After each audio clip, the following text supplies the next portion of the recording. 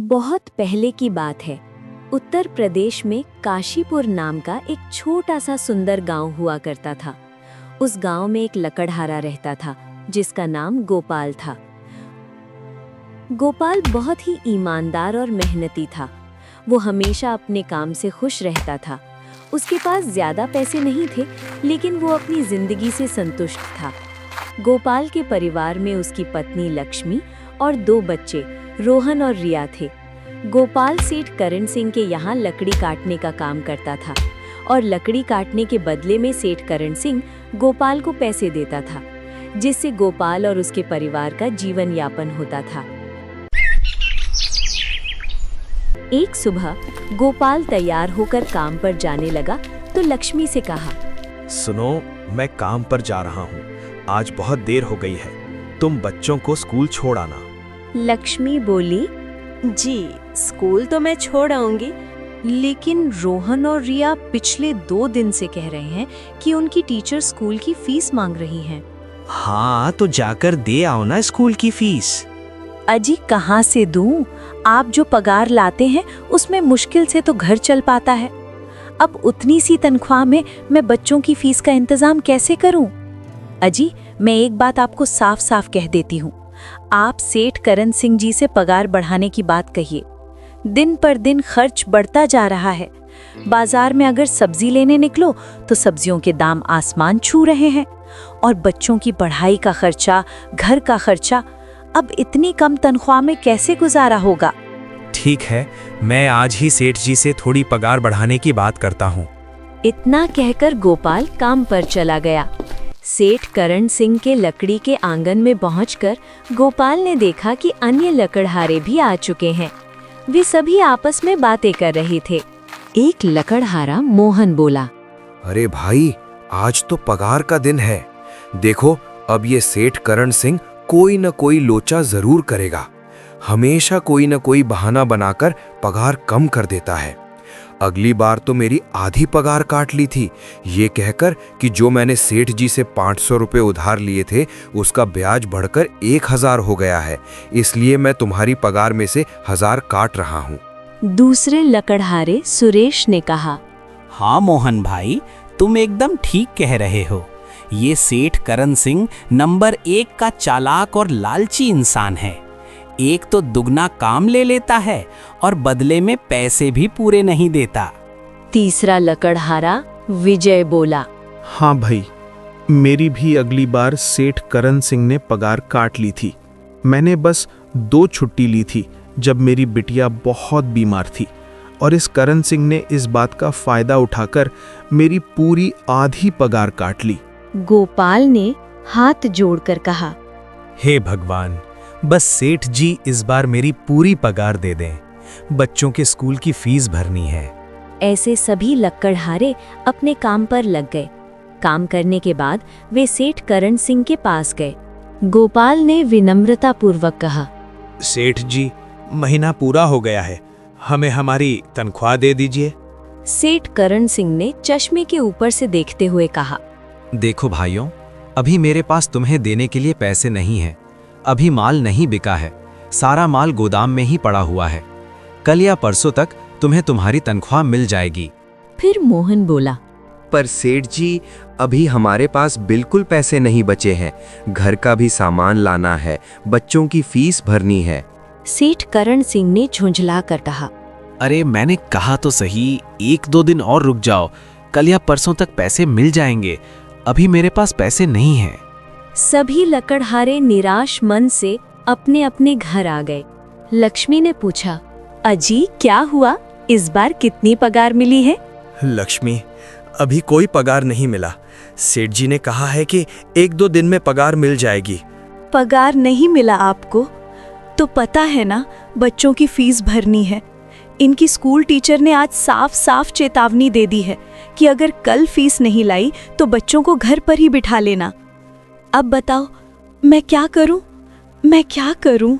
लक्ष्मी, ये सेठ जी समय पर कभी पैसे देते ही नहीं हैं। अब तो बस हम इंतजार के सिवा और कुछ नहीं कर सकते। 1-2 दिन की बात है, देख लेते हैं। ऐसे ही 2 दिन गुजर गए। 2 दिन बाद सेठ करण सिंह सबको पगार देने बुलाया। अरे मोहन, ये ले अपनी इस महीने की पगार। सेठ जी, ये तो बस 2000 है।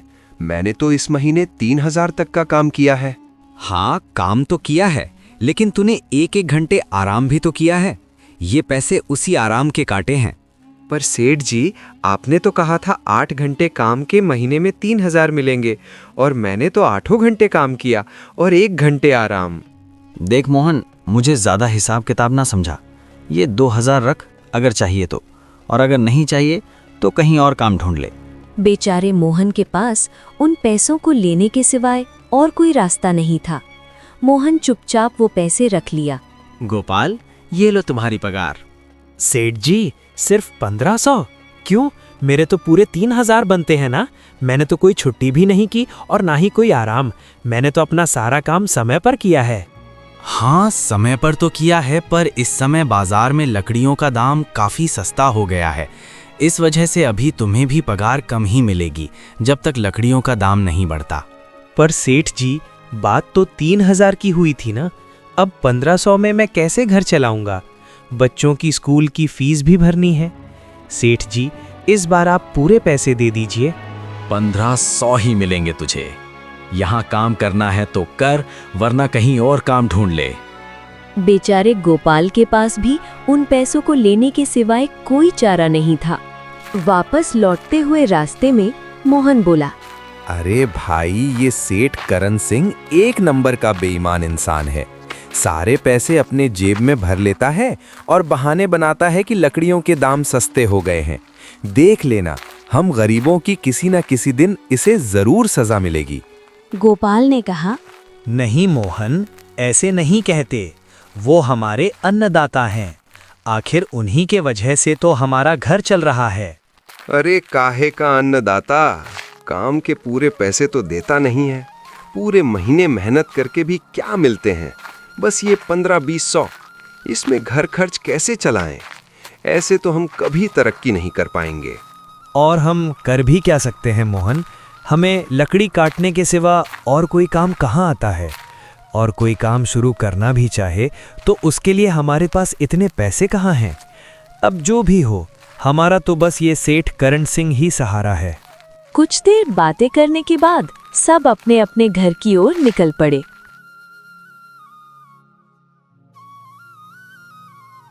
जी, आ गए आप? कितनी पगार मिली है? लक्ष्मी, इस बार सेठ जी ने बस 1500 ही दिए हैं। बस 1500? इतने में कैसे घर चलाएंगे? बच्चों की फीस में ही 1000 निकल जाएंगे, फिर 500 में क्या करेंगे? अब मैं क्या कहूँ लक्ष्मी, अब तुम्हें इसी में ही गुजारा करना होगा। तुम सबसे पहले बच्चों की फीस भर देना, इसके बाद बाकी का मैं देखता हूँ। अजी, आप क्या देख लोगे? सेठ जी से पूरे पैसे तो मांगे नहीं जा सके, आपसे? नहीं लक्ष्मी, मैंने सेठ जी से पैसों के लिए कहा था, पर सेठ जी ने साफ इनकार कर दिया और कहा, ये लेना है तो लो, वरना कहीं और काम ढूंढ सकते हो। मैं सोच रहा हूँ कि लकड़ी काटने के बाद में कहीं और भी काम ढूंढ लूँ। सेठ जी के यहाँ से काम करने के बाद मैं दूसरी जगह पर काम किया करूँगा। इससे कुछ ज़्यादा आमदनी हो जाएगी। आज ही मैं सेठ जी के यहाँ काम करने के बाद और भी जगह काम ढूंढने जाऊँगा। इतना कहकर गोपाल काम पर निकल गया और जैसा कि गोपाल ने कहा था, वो करण सिंह के यहाँ काम करने के बाद काम की तलाश में निकल पड़ा। गोपाल पूरे गांव में काम ढूंढता रहा। दुकान दुकान पर जाकर लोगों से काम मांगा, मगर हर जगह गोपाल को केवल निराशा ही हाथ लगी। अंत में थक हारकर गोपाल वापस जाने लगा। तभी उसने देखा कि अचानक बहुत सारे जंगली सुअरों का झुंड उसकी तरफ दौड़े आ रहा है। ये देखकर गोपाल बहुत डर गया। वो इधर-उधर देखा तो उसे एक पहाड़ी की तरफ एक गुफा दिखी।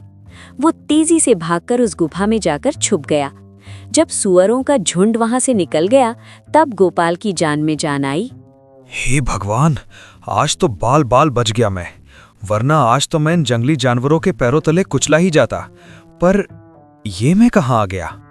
गोपाल ये सब सोच ही रहा था कि तभी उसकी नजर गुफा के एक कोने में रखी एक पुरानी बुनी हुई टोकरी पर पड़ी। ये कैसी गुफा है? ये कैसी टोकरी यहाँ पड़ी है?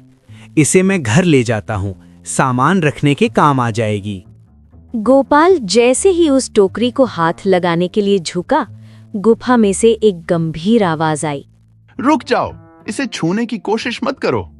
ये आवाज सुनकर गोपाल एकदम पीछे हट गया। तभी गुफा के अंधेरे से एक विचित्र आकृति प्रकट हुई। उसका शरीर धुएं जैसा था और आंखें चमक रही थीं। वो गोपाल से बोला, कौन हो तुम और मेरी गुफा में क्या कर रहे हो? गोपाल डर के मारे कांपते हुए बोला, मुझे माफ करना, आप जो भी हो, कुछ जंगली सुअर मेरे पीछे पड़ गए थे और उनसे बचने के लिए मैं इस गुफा में आकर छिप गया और फिर मेरी नजर इस टोकरी पर गई। माफ कीजिए, मुझे लगा यहाँ कोई नहीं है तो ये टोकरी किसी की नहीं होगी, इसलिए मैंने इसे छुआ। गोपाल, तुम्हें डरने की जरूरत नहीं है। मैं तुम्हारे बारे में सब जानता हूं। मेरी नजर एक बार भी जिस पर पड़ जाती है, मैं उसका इतिहास अपनी आंखों से देख सकता हूं।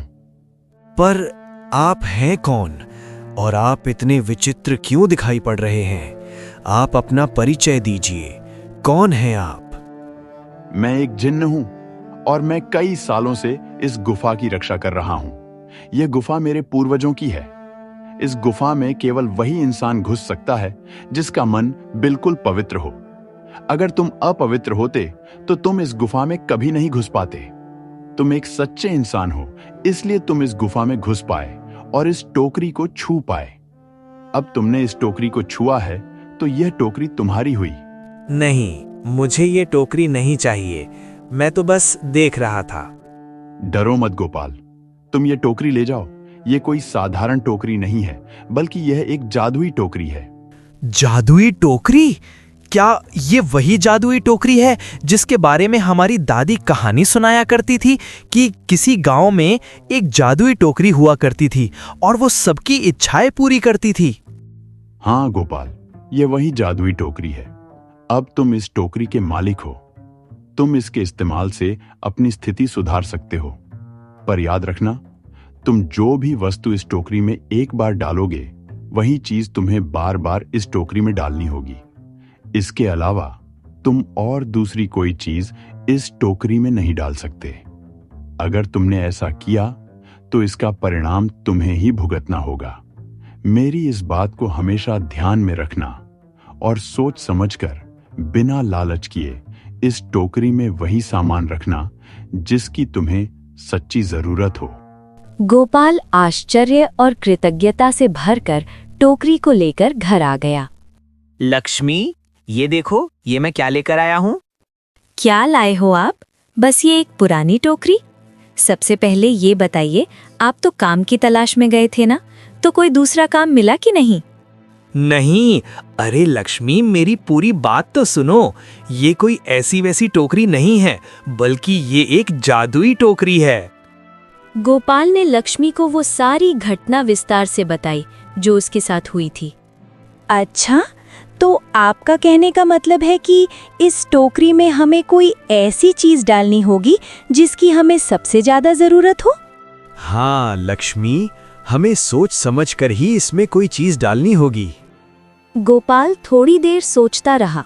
फिर उसका ध्यान उन लकड़ियों पर गया जो एक बार उसने लक्ष्मी को संभाल कर रखने को दी थी। लक्ष्मी, तुम्हें याद है, एक बार मैं जंगल में लकड़ियां काटने गया था तो मुझे एक चंदन की लकड़ी मिली थी और वो मैंने तुम्हें लाकर दे दी थी, ये कहकर कि इसे संभाल कर रखना, कभी जरूरत पड़ेगी। हाँ, दी तो थी, वो मैंने अलमारी में रख छोड़ी है। तो तुम उस लकड़ी को ले आओ। हम उस चंदन की लकड़ी को ही इसमें डालेंगे और उस लकड़ी से अपना एक छोटा व्यापार शुरू करेंगे। चंदन की लकड़ी तो हमेशा महंगी रहती है। लक्ष्मी चंदन की लकड़ी को ले आई और उसे गोपाल के हाथ में दिया। गोपाल ने धीरे से वो लकड़ी टोकरी में रख दी। उन्होंने जैसे ही ऐसा किया, एक चमकती हुई रोशनी टोकरी से निकली और देखते ही देखते उस एक लकड़ी से टोकरी पूरी तरह चंदन की लकड़ियों से भर गई। अरे वाह, ये तो चमत्कार ही हो गया। ये देखिए, कितनी सारी चंदन की लकड़ियां हो गईं। अगर आप इन्हें बेचेंगे तो इससे काफी अच्छे पैसे मिलेंगे। हाँ लक्ष्मी, मैं कल सुबह बाजार जाकर इन्हें बेच आऊंगा और जो पैसे मिलेंगे उससे हम अपने रोहन और रिया की स्कूल की फीस भर देंगे और बाकी बचे पैसों को संभाल कर रख लेंगे। अगले दिन गोपाल सेठ करण सिंह के यहाँ काम पर ना जाकर चंदन की लकड़ियों को बेचने के लिए बाजार की ओर निकल पड़ा। वहाँ पर गोपाल ने चंदन की लकड़ियों को बहुत ही कम दामों में बेचना शुरू किया, जिसकी वजह से आम लोगों के साथ साथ बड़े व्यापारियों ने भी गोपाल से चंदन की लकड़ियां खरीदी। लकड़ियों को बेचकर गोपाल को काफी अच्छे पैसे मिले। पैसों को लेकर गोपाल खुशी खुशी घर आ गया। ये देखो लक्ष्मी, उन लकड़ियों को बेचकर मुझे कितने सारे पैसे मिले हैं। ये लो कुछ पैसे, इससे तुम कल रोहन और रिया की स्कूल की फीस भर देना। वाह, ये तो बहुत अच्छा है। अच्छा, तो मैं काम पर जाता हूँ। अजी, आपके पास तो अब ये जादुई टोकरी है, तो अब आपको सेठ करण सिंह के यहाँ काम करने की क्या जरूरत है? हाँ लक्ष्मी, मैं सेठ करण सिंह जी के यहाँ काम पर नहीं जा रहा, बल्कि मैं तो वहाँ पर जो काम कर रहे बाकी के लकड़हारे हैं उन्हें ये खुशी की खबर देने जा रहा हूँ, क्योंकि सेठ करण सिंह जी से मेरे साथ साथ वे लकड़हारे भी बहुत परेशान थे। इसलिए अगर मेरा भला हो रहा है तो क्यों ना मैं उन सबका भी भला करूँ। वे सभी बहुत ईमानदार लकड़हारे हैं, वे सभी बहुत मेहनत से काम करते हैं, मगर करण सिंह ने कभी भी उनको उनकी मेहनत की सही पैसे नहीं दिए। इसलिए मैंने सोचा है क्यों ना मैं उनको अपने इस नए काम में शामिल कर लूं। हम सब मिलकर चंदन की लकड़ियों का व्यापार शुरू करेंगे। हाँ जी, बात तो आपकी बिल्कुल सही है। अगर आप सभी लोग एक साथ मिलकर काम करेंगे तो हम सब बहुत जल्द ही तरक्की हासिल कर लेंगे और सेठ करण सिंह जैसे लालची लोगों पर भी एक सबक साबित होगा। गोपाल मुस्कुराया और नए सपनों के साथ अपने साथियों से मिलने के लिए निकल पड़ा। उसकी आंखों में एक बेहतर भविष्य की उम्मीद चमक रही थी और उसके हाथ में वो जादुई टोकरी नहीं बल्कि उसकी ईमानदारी और दृढ़ संकल्प की ताकत थी, जो उसे और उसके साथियों को एक नई राह दिखाने वाली थी।